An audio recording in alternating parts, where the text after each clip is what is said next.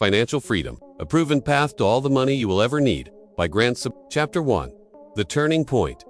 Emily had always been the type of person who worked hard. As an accountant in her early 30s, she had the job everyone dreamed of.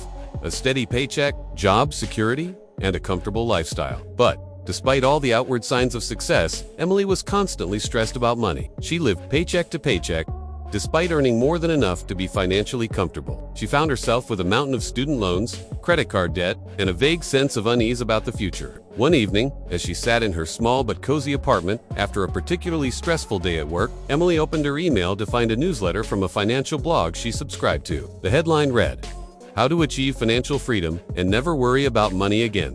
Curiosity piqued. She clicked on the link. The article was an introduction to a book called Financial Freedom, A Proven Path to All the Money You Will Ever Need by The title itself spoke to her deepest desire. Financial freedom. Emily wanted to stop living paycheck to paycheck, stop worrying about money, and start building a life where financial stress didn't dictate her every move. Without hesitating, she ordered the book and decided she was going to make a change. Little did she know, this decision would be the start of a journey that would radically alter her life. Chapter 2. The First Step. Understand where you are. As Emily began reading Financial Freedom, one of the first lessons Sabatier emphasized was understanding where you truly stand financially. Sabatier explained that most people don't fully comprehend their financial situation, and as a result, they never know where to start. Emily had to face the harsh truth. She had been running from her finances, avoiding looking at her bank statements or credit card balances, hoping that things would get better on their own. Sabatier suggested that the first step to financial freedom was to take a deep and honest look at your net worth. Emily sat down at her kitchen table, opened a spreadsheet, and began writing down her assets and liabilities. She tallied her savings, the equity in her car, and the value of her small retirement account. Then, she added up her debts, student loans, credit card debt, and a few personal loans. When she finished, she was shocked. Her liabilities far outweighed her assets. She felt a wave of panic wash over her, but Sabatier's words reassured her. The first step is always awareness. Only when you understand where you are, can you begin to plan for where you want to go. Emily knew that in order to change her financial life, she had to face her reality. She took a deep breath, stared at the numbers on her screen, and decided to move forward. Chapter 3. The Power of Mindset. Shifting from Scarcity to Abundance. One of the most significant shifts Emily had to make was her mindset. Growing up, she was taught to save money, be frugal, and avoid debt at all costs. However, Sabatier argued that this approach often keeps people stuck in a scarcity mindset, where they believe that there will never be enough. Instead, Sabatier taught the importance of switching to an abundance mindset, believing that there are always opportunities to create wealth, and that money flows to those who are willing to pursue it. Emily had never thought about money this way. She had always viewed it as something to be cautious about, something to hold tightly to, fearing that there wouldn't be enough for the future. Sabatier challenged this belief by suggesting that in order to build wealth, Emily needed to embrace opportunities and take calculated risks. It wasn't easy, but Emily started shifting her perspective. She began looking at money as a tool, something that could work for her, rather than something that controlled her. Sabatier also suggested that Emily begin by visualizing her financial freedom. What would her life look like if she didn't have to worry about money? This was the first time Emily allowed herself to dream freely about her future. She saw herself traveling the world, investing in real estate, and having the freedom to work on projects she loved, without the constant worry about bills and debts. Chapter 4. Tracking Your Spending.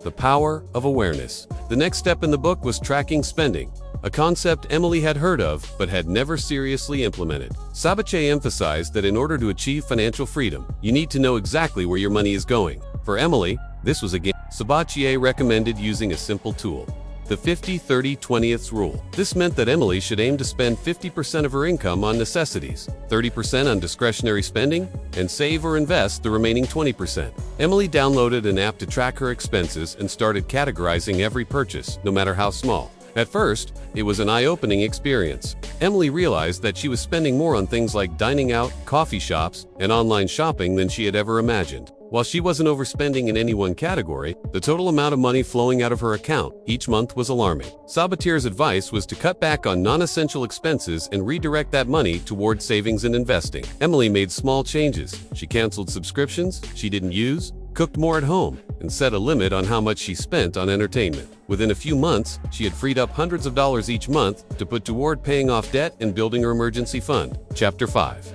Eliminating Debt. the fastest way to financial freedom. Sabatier explained that debt is one of the primary barriers to achieving financial freedom because it keeps you tied to a system where you are working for others rather than for yourself.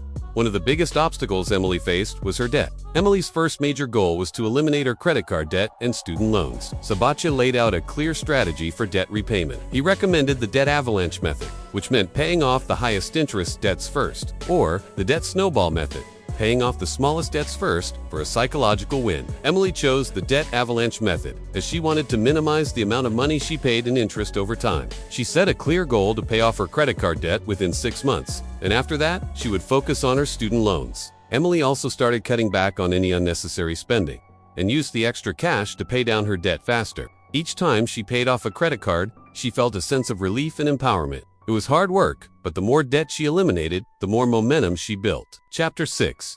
Building an emergency fund.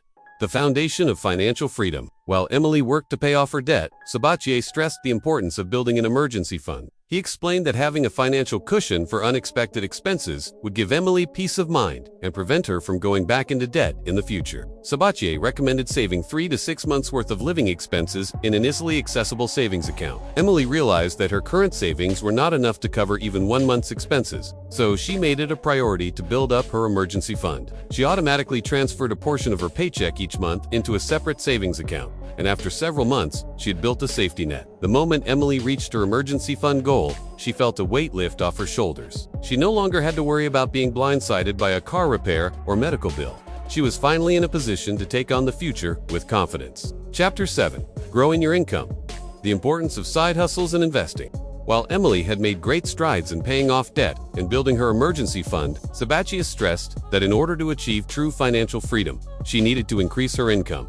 The more money she could make, the faster she would reach her goals. Sabatier suggested exploring side hustles or ways to earn additional income outside of her main job. Emily began to explore opportunities to use her skills as an accountant, and she started freelancing on the side, offering tax preparation and financial consulting. Sabatier also emphasized the importance of investing. While it was important to save, it was equally important to make your money work for you. Emily took Sabatier's advice and started investing in low-cost index funds using her brokerage account. She also set up automatic contributions to her retirement account so she could build wealth for the long term. She knew that the key to financial freedom was not just earning money, but also making that money grow. Chapter 8. The power of giving.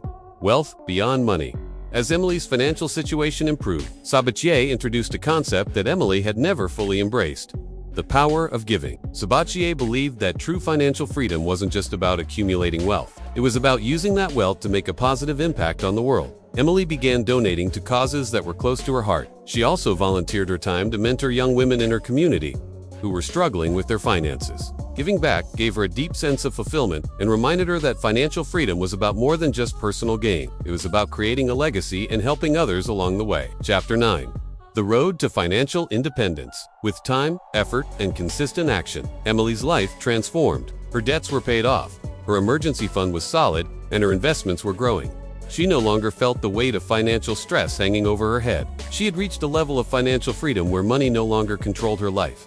Instead, she controlled her money. Emily had learned that financial freedom is not a destination but a journey. It was about making conscious choices every day to align her actions with her long-term goals. By learning the importance of understanding her financial situation, changing her mindset, tracking her spending, eliminating debt, building an emergency fund, growing her income, and investing, Emily achieved the financial freedom she had always desired. With her financial foundation in place, she had the freedom to pursue her passions, travel the world, and create the life she had always dreamed of. Her journey shows that with determination, knowledge, and action, anyone can create the financial life they want.